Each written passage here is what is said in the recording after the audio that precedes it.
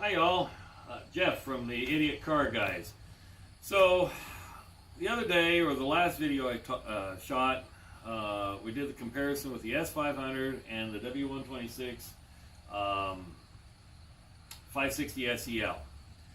Today what we're going to do is take a drive video. I promised I'd do a drive video just to give you all an idea how well this car performs, and the reason that a lot of people really do like this car, and that it's actually increasing in its collectability.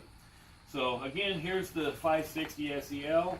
I'm going to go ahead and get in and start it, and we're going to take off, and we'll do my camera person will get in and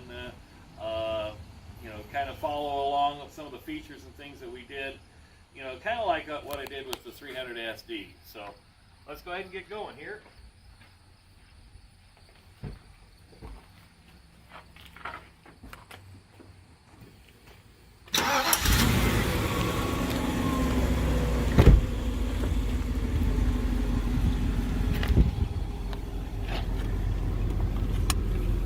Now, in one of the videos, in fact, actually, both of the videos regarding this car, I had to get a couple things fixed. One was the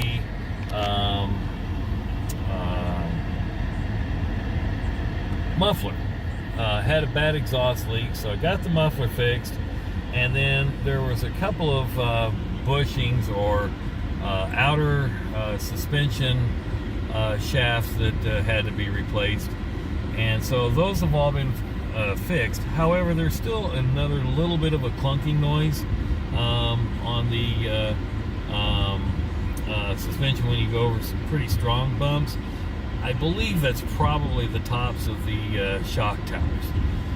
Right now I currently have it on the climate control set to economy. I'm going to go ahead and put it on where we have a little bit of air conditioning, even though today it's a nice day. And we're going to go ahead and take off, and that way you can see how well this car runs and drives.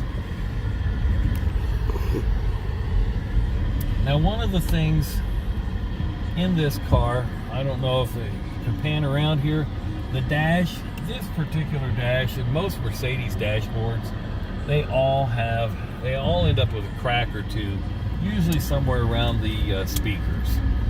This one is like immaculate. During the course of driving this car a couple of times, I've noticed a couple other things that fail to work, one of which is the cruise control. I'll eventually check that out and see if it's just a cabling issue up in the engine.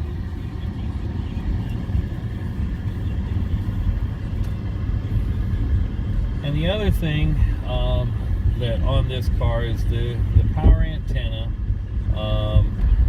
doesn't work on it, but it does have an aftermarket stereo, and so I would have to dig in to see if the aftermarket or the power antenna portion on this is hooked up.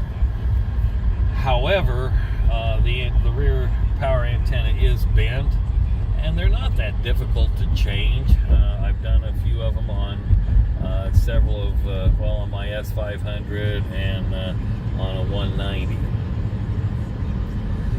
So therefore, we just kind of leave the antenna alone on this. The next thing on the dash, you notice there's a cell phone holder. This came from the previous owner. One of the things, guys, I need some help with, how do I get this off there without damaging the wood? I would really like that in the comments so that I can remove that to kind of get it back to its original,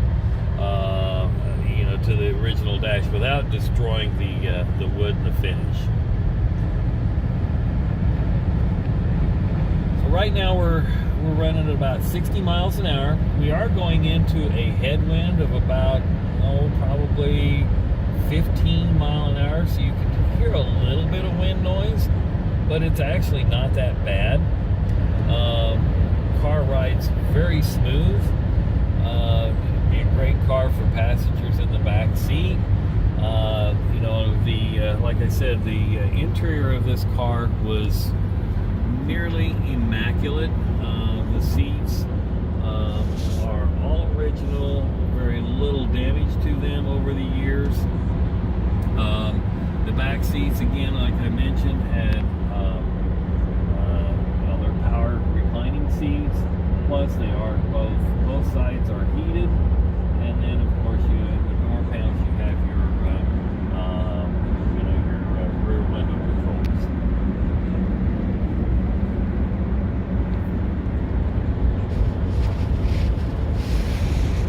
Okay, so coming back to the front, as you notice, there's plenty of leg room, and in the original comparison video, you notice what's missing. The glove box is missing, and you notice it has its supplemental restraint in there. This was the glove box was changed out for the airbag, plus the has the little trays in front and underneath the driver's area, which also doubles as additional padding for front accident. Another thing that is on the 560 SEL, it has a dual horn system, and there's been a lot of videos on that. They call it the Town and Country horn. So there's a button down here in between the heated seat controls for both the driver and the passenger, where in one direction it's one type of horn, and I don't know if we can hear that in the video. That's the one horn sound, and then you flip the button to the other direction, and you have the other horn sound. I don't really know what the purpose of it is, but it's there. It's just kind of a unique thing.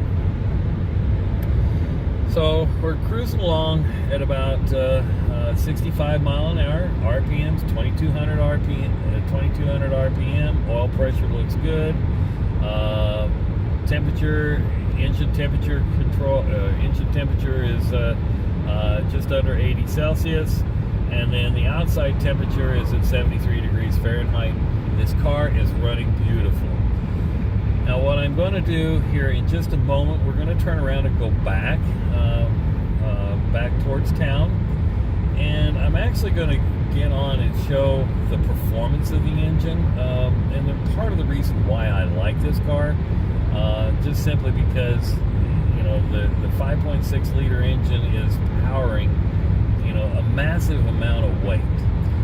So here in just a moment, we're going to turn around, and then we're going to put this car to its test a little bit out here on the country road. So again, while I'm doing this video, a couple of things that I do want to point out. If you have any comments or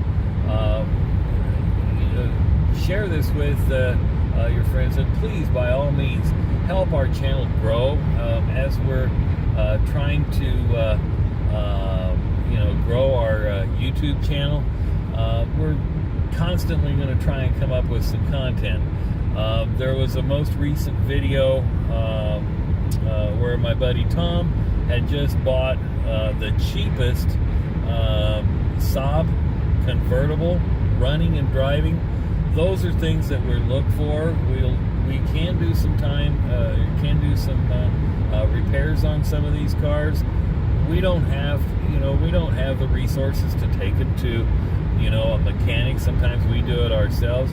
Most of the work that I do on these cars, if I can, I do it myself.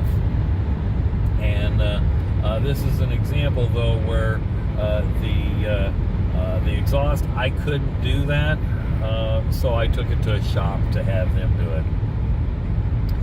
Okay, bear with me here just a moment. I'm going to go ahead and turn around right here on the highway, and we're going to put this car to its paces a little bit. Now, I had mentioned in one of my videos where, if I could find a 560 SEL, I would buy it. And part of the reason is I'd gone across the state of Wyoming at a very high rate of speed.